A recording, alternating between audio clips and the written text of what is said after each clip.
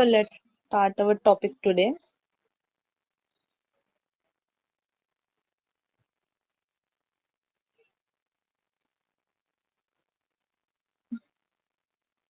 It's English literary criticism.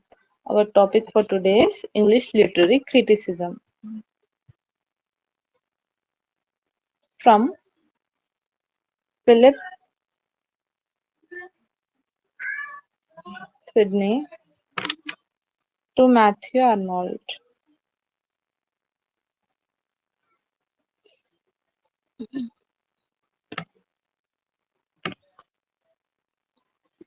So हमारा आज का टॉपिक है English literary criticism from Philip Sidney to Matthew Arnold.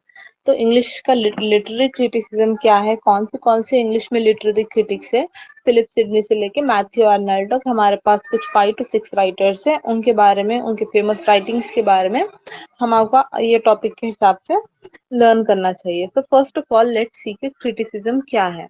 Criticism is derived from a Greek word.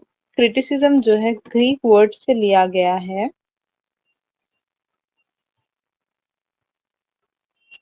Criticism एक Greek word से लिया गया है जिसका मतलब है kritikos and krinein. Kritikos and krinein which means to जज, मतलब किसी भी चीज को जज करना is criticism. So it is an act of bringing out both merits and demerits of a work of art and judging its value and significance. ये एक ऐसा एक्ट है जहां पर बोथ मेरिट्स भी, डिमेरिट्स भी, पॉजिटिव साइड भी, negative side भी, मतलब उससे क्या फायदे हो रहे, क्या नुकसान हो रहे, दोनों भी चीज। कोई भी आर्ट वर्क हो सकता है, पोएट्री, ड्रामा, प्रोज, नॉवेल, कोई पेंटिंग्स हो सकते हैं, कोई भी चीज हो सकती है। सो उसको जज करना, उसकी वैल्यू बताना, उसका सिग्निफिकेंस बताना इज क्रिटिसिज्म। सो क्रिटिसिज्म के बहुत टाइप्स है, it's a vast topic. But आज के टॉपिक के हिसाब से आप सिर्फ इसका ब्रॉड सेंस में देखिए, 2 टाइप्स ऑफ क्रिटिसिज्म को ले लीजिए, जो है critical criticism and practical criticism. जो आगे के क्रिटिसिज्म के टाइप्स है वो हम नेक्स्ट टॉपिक में पढ़ेंगे इंशाल्लाह। मतलब हमारा पार्ट 1 डी में इंशाल्लाह हम पढ़ेंगे। अभी हमारा पार्ट 1 सी चल रहा है, तो पार्ट 1 डी में हम वो कवर अप करेंगे। बिकॉज हमारा पार्ट 1 डी जो है new criticism, formalization, types of criticism के ही बारे में है। तो अभी के लिए just think criticism is only of 2 types, it's critical and practical criticism. तो कौन कौन से राइटर्स थे इस time? Aristotle, Plato, John Dryden, sir Philip Sidney, Matthew Arnold, I A Richards, S T Coleridge, Alexander Pope, Samuel Johnson, T S Eliot से लेके till the end of 19th century तक जितने भी राइटर्स हैं वो सब यही कैटेगरी में आते हैं। अब what we need to learn about them is importance of their writings, about them, general knowledge about them, the techniques they have used in their books, and what are the famous books that they have wrote, their concepts, all this glance you have to know। इसका एक idea होना चाहिए आपको, importance क्या है, techniques क्या use करे वो लोग कौन से फेमस बुक्स लिखे, कौन से कॉन्सेप्ट्स वो लोग यूज करे, ये सब के बारे में आप लोग को नॉलेज होनी चाहिए। तो फर्स्ट हमारे जो राइटर है यहाँ पर वो है प्लेटो। तो फर्स्ट लेट्स सी के प्लेटो के मेजर आइडियाज क्या थे।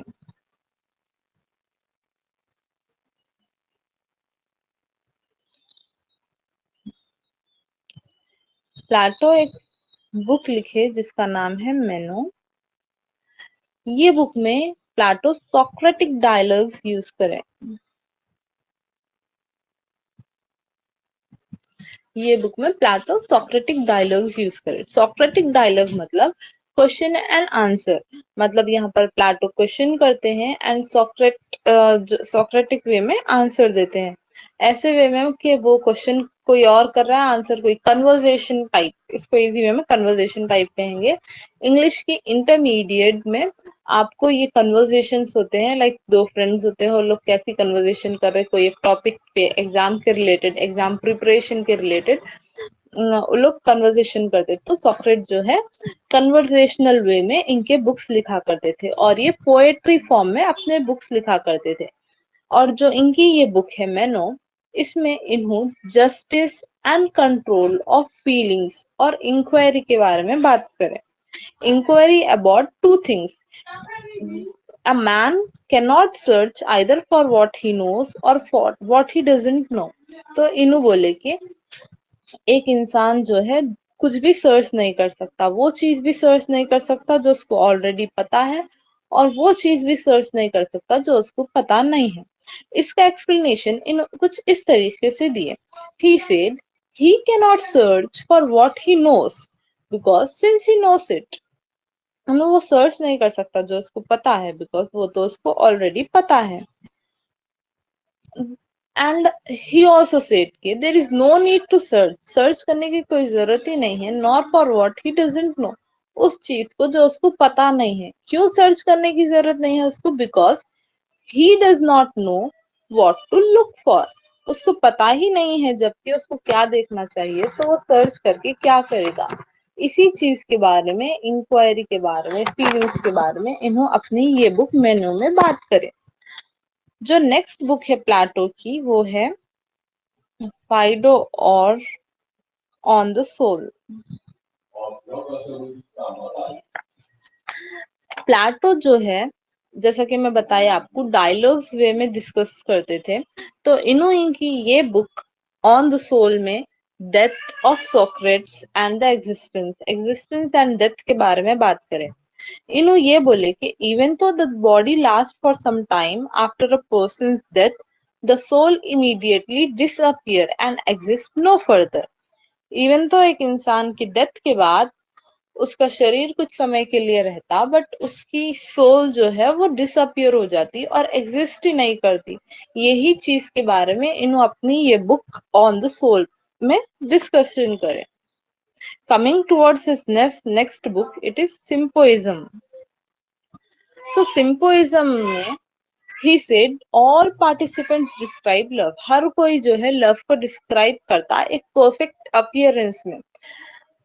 हर इंसान के लाइफ में एक ऐसा स्टेज आता जब उन्हें लव को डिस्क्राइब करता। जब हम फीमेल्स की बात ले ले तो फीमेल्स लव का परफेक्ट एग्जाम्पल एक मेल को बताते, और जब हम एक मेल की बात करें तो मेल एक परफेक्ट एग्जाम्पल फीमेल को बताता। और इन्हों ये दोनों चीजों को डिनाई कर दिए।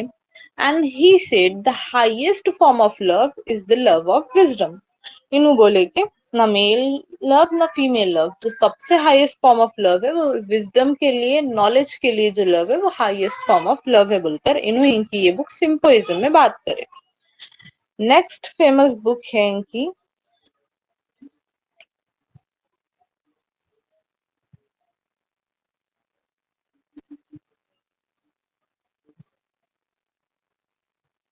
रिपब्लिक और ऑन जस्टिस। इसमें इन्हों the ideal utopia, utopia imaginary, utopia का मतलब होता है इमेजिनरी प्लेस, ऐसी प्लेस जो एग्जिस्ट नहीं करती लेकिन हम इमेजिन कर लेते कि वो चीज है। तो इन्हों ऐसे ही एक यूटोपिया क्रिएट करे और उसमें डिस्कशन करे justice and its relation to happiness, justice के बारे में, और जस्टिस का रिलेशन हैप्पीनेस के साथ कैसा है, इस चीज के बारे में इन्हों अपनी ये बुक रिपब्लिक और ऑन जस्टिस में डिस्कस करे। तो प्लाटो ये बोले कि Republic centers on a simple question, it is always better to be just than unjust. इन्हों बोले कि रिपब्लिक जो है सिर्फ एक ही चीज पे डिपेंड करता, एक ही सिंपल क्वेश्चन, वो है कि जस्ट इंसाफ पे रहना हमेशा बेटर है टू बी अनजस्ट, ना इंसाफ पे रहने से इंसाफ पे रहना बेहतर है, बोलकर इन्हों बताया। Moving forward he says to answer the question Socrates takes a long way around sketching an account of a good city. तो यही चीज को इम्प्रूव करने के लिए इन्हों एक सोक्रेट्स जो है एक लंबा रास्ता चूज करे, इन्हों एक सिटी के बारे में बात करे जो सिटी का नाम है कैलिपोलिस। तो ये एक सिटी के बारे में बात करें, ये एक ऐसी सिटी बोले इन्हों, मतलब ये सिटी ओरिजिनली कहीं भी वर्ल्ड में एग्जिस्ट नहीं करती, ये एक यूटोपिया है, ये एक इमेजिनरी सिटी है, इन्होंने इसका स्केच बनाया और इन्हों बोले कि ये सिटी का बेसिस जो है ये गुड सिटी है और यहाँ पर सिर्फ इंसाफ होता, यहाँ पर ये एक ऐसी सिटी है जहाँ पर सिर्फ इंसाफ होता और यहाँ पर अच्छे लोग रहते, ऐसा इन्हों ये सिटी को डिस्क्राइब करे। और सोक्रेट जो है इसी के बारे में क्वेश्चन एंड आंसर्स करे, इन्हों इसके कैरेक्टरिस्टिक्स ये बताए कि जस्टिस जो है इंसान के लिए बेहतरीन तरीका है जिंदगी गुजारने का। इन्हों टोटल इस चीज के ऊपर फोर्थ बुक लिखे एंड फोर्थ बुक के कंक्लूजन में इन्हों ये चीज बोले। बट क्या हुआ, थोड़े लोग क्या करे, इंटरप्ट करे, इनको चैलेंज करे और बोले कि और थोड़े कंट्रोवर्शियल फीचर्स डालो, और थोड़े कंट्रोवर्शियल फीचर्स डाल के और अच्छे से एक्सप्लेन करो, बिकॉज जो इन्होंने 4 बुक्स में एक्सप्लेनेशन दे दिए थे उसको थोड़े लोग अपोस्ट करे। उस थोड़े लोग बोले कि नहीं, उन लोग को समझ में नहीं आया, बिकॉज देखो ऑब्वियसली कोई चीज इमेजिनरी है, रियल में एग्जिस्ट नहीं करती, तो जरूरी नहीं है कि अगर वो मेरा इमेजिनेशन है तो आप लोग को भी उसी तरीके से समझ में आना, आप लोग का कुछ और वे हो सकता। तो इन्हों क्या करे, सोक्रेट्स क्या करे, इनकी 5th बुक जो लिखे, फिर 5, 6, 7 और जो 3 बुक्स इन्होंने लिखे उसमें ये चैलेंज को एक्सेप्ट कर लिया और इनकी जो जस्ट सिटी है और जो जस्ट ह्यूमन बीइंग है, मतलब इंसाफ वाली सिटी और इंसाफ वाला ह्यूमन बीइंग है, इसको और अच्छे से स्केच करे, अच्छे से और इसके और प्रिंसिपल्स बताए और अच्छे से स्केच करे। और यहाँ पर इनका प्रूफ करना ये चाह रहे थे इन्हों कि एक सिटी ही अच्छी नहीं है, बल्कि जो इनको अपोस्ट करे, ग्लाइकॉन जिसका नाम है, जो इनको अपोस्ट करे उनको भी अपना पॉइंट ऑफ व्यू समझाना चाह रहे थे। ये प्लाटो के भाई ही है, तो इन्होंने इनके भाई को ही अपना पॉइंट प्रूफ करना चाह रहे थे और सारे वो लोगों को जो इनको अपोस्ट करे। मैं आपको यहाँ पर ये बात क्लियर करना चाहूंगी कि प्लाटो को थोड़े पोएट्स भी अपोस्ट करे उन लोग के टीचिंग्स में। तो फिर प्लाटो क्या करे, और बुक्स लिखे, मतलब 7 तक हमारी बात हो चुकी थी, 8, 9, 10th बुक में इन्हों क्या करे, जो सारे लोग इनको अपोस्ट करे उनको जवाब दिए और रिपब्लिक और ऑन जस्टिस को प्रूफ करे कि जस्ट रहना अच्छी बात है, इंसाफ पे रहने से बेहतर है, सॉरी ना इंसाफी पे रहने से बेहतर है कि इंसाफ पे रहना, ये बात को इन्हों और एग्जाम्पल्स देके, थोड़े ट्रुथ से, थोड़े माइट से, थोड़े प्रूफ्स देके, थोड़े चीजें और क्वेश्चन आंसरेबल सिचुएशंस अक्कर कर कर इन्हों अपनी बात रखे। और इन्हों बोले कि थोड़े जो पोएट्स इनको अपोस्ट करे थे ना, तो उनके लिए इन्हों बोले कि he condemns poetry for fostering evil habits and vices in children। इन्हों बोले कि पोएट्री की वजह से इंसान बच्चों में बुरी आदतें हो रही है। He says poetry does not lead to but drive us away from realization of the ultimate reality, the truth। Poetry एक ऐसी चीज है, मतलब इतने अच्छे अच्छे बातें जहां पर रिवर्स की, माउंटेन्स की, ऐसी सारी अच्छी अच्छी बातें कर कर आप क्या करते पोएट्री में, इंसान को रियलिटी से कुछ देर के लिए दूर ले लेके जाते, जो अच्छी बात नहीं है। ये टाइम पर इन्हों ऐसे सब बातें करे, इन्हों पोएट्री को रिमूव करने की भी बात करे, लेकिन हर किस्म की पोएट्री को नहीं, अच्छी पोएट्री को रखो बोले इन्हों, और जो बुरी पोएट्री है, जो पोएट्री मीनिंगलेस है, जो पोएट्री यूजलेस है, वो पोएट्री को एग्जिस्टेंस खत्म कर दो, उसको मिटा दो बोलकर प्लाटो बात करे थे। प्लाटो की और दो फेमस बुक्स है जिसका नाम है एलिगरी ऑफ द कॉज, और एक जो बुक है प्लाटो की फेमस वो है थ्योरी ऑफ माइनेसिस।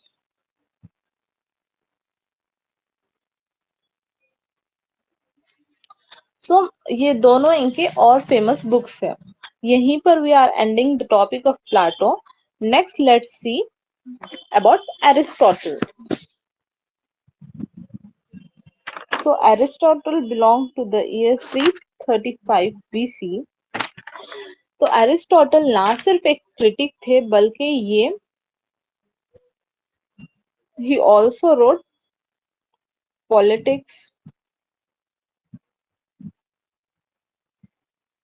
metaphysics, ethics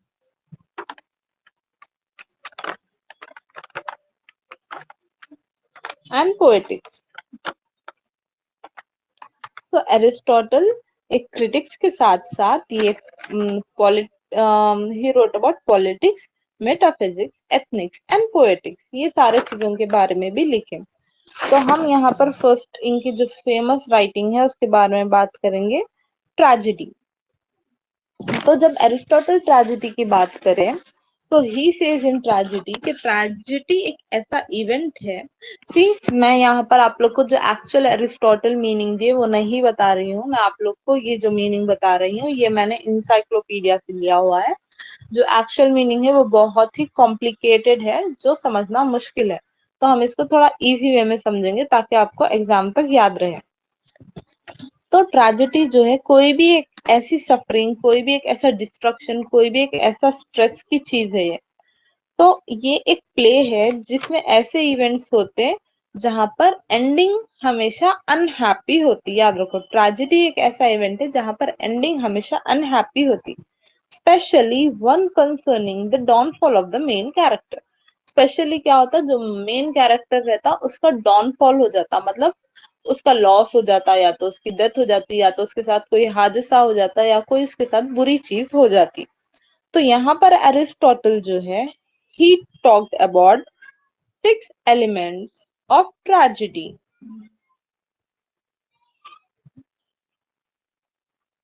तो 6 elements ऑफ ट्रेजेडी है।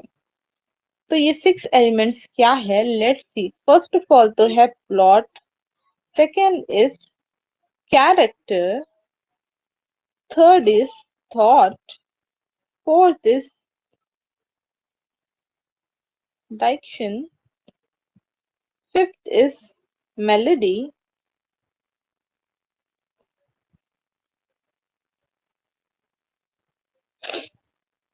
sixth is spectacle। तो प्लॉट का मतलब यहाँ पर हुआ एक्शन,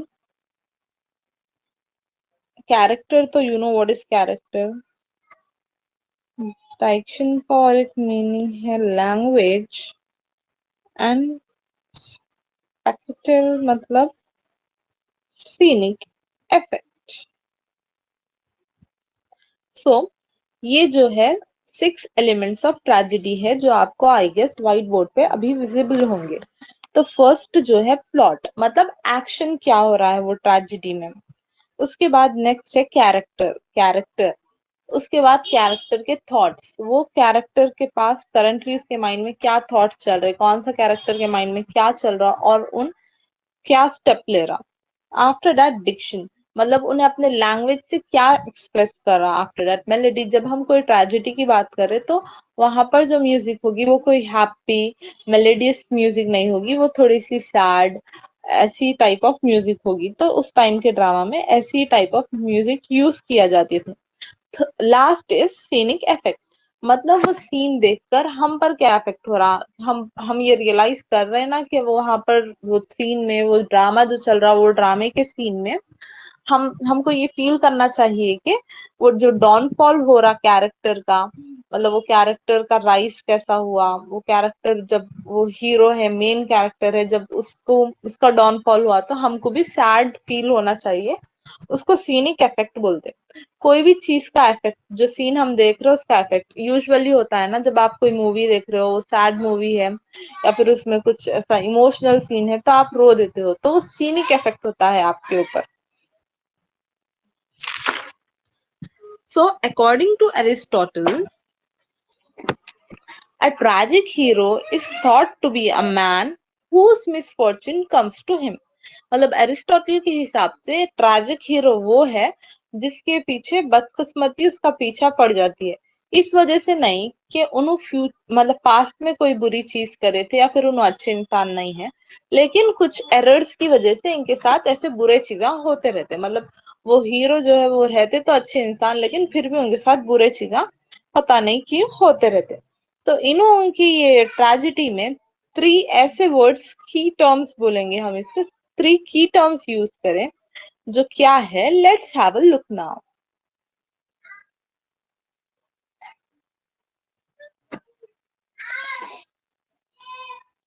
तो फर्स्ट इज हेमैरेटिक, जिसको ट्रैजिक फ्लॉ भी कहा जाता है।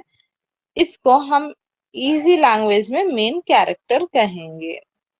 तो फर्स्ट की टर्म जो है वो है हेमैरेटिक, इसको ट्रैजिक फ्लॉ भी कहा जाता है। ये एक्चुअली मेन कैरेक्टर को कहा जाता है, हेमैरेटिक ट्रैजिक फ्लॉ जो एक मेन कैरेक्टर को कहा जाता है। ओके, नेक्स्ट इज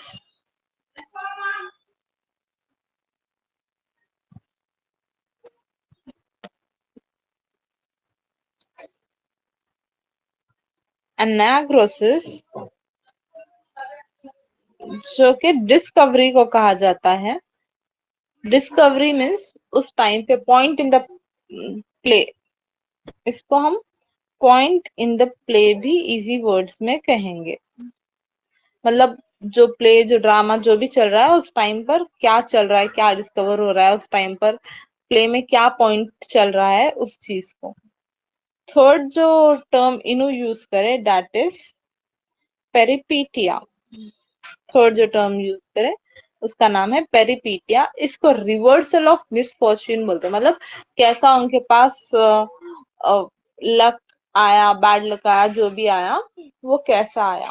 तो इसी चीज को जो एरिस्टोटल जो हीरो को बताए, जैसा कि एक हीरो के साथ बुरे चीजें होते देन उनका डाउनफॉल हो जाता, इसी चीज को और एक राइटर ने एक what we can say diagram के थ्रू एक्सप्लेन किया है।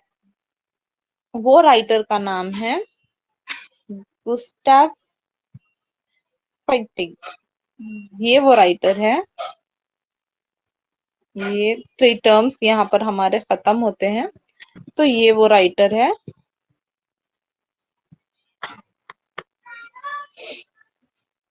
सो इन्हों ऐसे कुछ स्केच करे, ही स्केच जो एरिस्टोटल की जो बात थी उसको इन्हों कुछ इस तरीके से स्केच करे।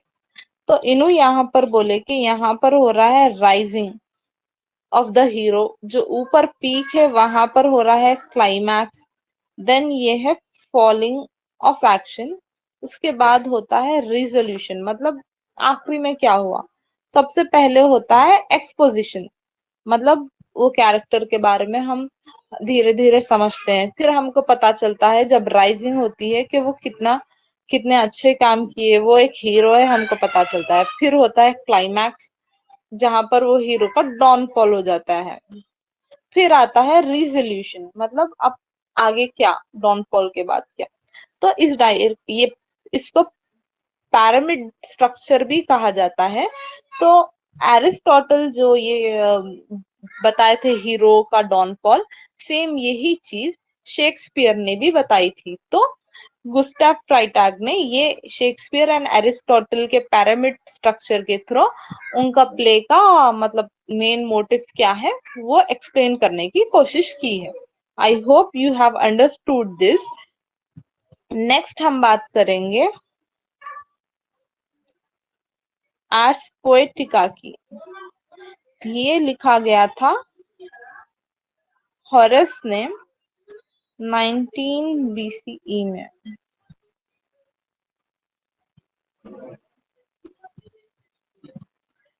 तो ये आर्स पोएटिका जो है हॉरस नाम के राइटर ने लिखा था 19 बीसीई में। इस इन्हों की ये बुक में क्या लिखे, देखो आर्स पोएटिका, ये बुक ओरिजिनली तो लैटिन लैंग्वेज में लिखी गई थी। ओके, ये बुक ओरिजिनली लैटिन लैंग्वेज में लिखी गई थी और इस ये बुक का ट्रांसलेशन दो बार हुआ। फर्स्ट ये बुक का ट्रांसलेशन हुआ इन द ईयर 1566, जो के थॉमस ड्रैंट ने किया था। ठीक है, उसके बाद इसका ट्रांसलेशन हुआ इन द ईयर 1660, जो कि बेन जॉनसन ने किया था। तो ओरिजिनली जो बुक लिखी गई थी ये लैटिन में लिखी गई थी। उसके बाद इंग्लिश ट्रांसलेशंस दो बार हुए थे ये बुक के।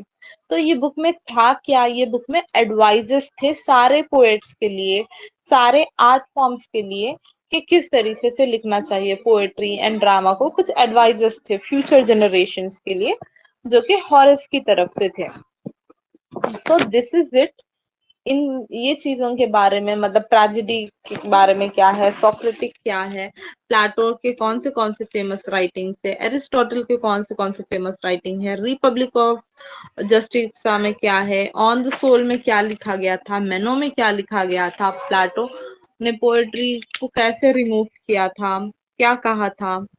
तो ये सब चीजें आप लोग के लिए जानना बहुत जरूरी था। हमारा जो एक्चुअल टॉपिक है from Philip Sidney to Matthew Arnold तक जब हम पढ़ेंगे, बिकॉज जो आगे के जो राइटर्स है Philip Sidney, Matthew Arnold, TS Eliot, ये सारे लोग इन्हीं लोगों से, मतलब एरिस्टोटल से, प्लाटो से, यही लोगों से इंस्पायर होके लिखे थे। इन लोग से ही कुछ सीख कर लोग क्रिटिसिज्म के बारे में लिखे थे। तो ये जानना जरूरी था आप लोग के लिए, इसीलिए ये क्लास कंडक्ट करी मैम। ऐसा नहीं है कि ये सब्जेक्ट में नहीं है तो इससे क्वेश्चंस नहीं आएंगे, आपको इसमें से भी क्वेश्चंस आ सकते हैं। तो कोई भी ऐसी क्लास हमारी नहीं हुई अभी तक जिसमें कुछ इम्पोर्टेंट नहीं है। एवरी क्लास इज इम्पोर्टेंट और आप लोग को हर दिन सेम डेडिकेशन के साथ वर्क करना चाहिए। ऐसा नहीं कि अभी थोड़ा हार्ड वर्क कर लिए बाद में चलो हो जाता बोलकर, थोड़ा प्रैक्टिस आप लोग को रेगुलरली करने की जरूरत है। सो अभी मैं फिलिप सिडनी के बारे में हम कल स्टार्ट करेंगे, और आई थिंक 6 कुछ राइटर्स हैं। हम 1 या 2 दिन में ये टॉपिक इंशाल्लाह कवर कर लेंगे। और जो टेस्ट है और इसके नोट्स तो अभी मैं आप लोग को भेज रही हूँ। टेस्ट में दोनों तीनों टेस्ट आज तो पॉसिबल नहीं है, लेकिन कल मैं आप लोग को ये सारे टॉपिक्स के ऊपर टेस्ट भेज दूंगी इंशाल्लाह।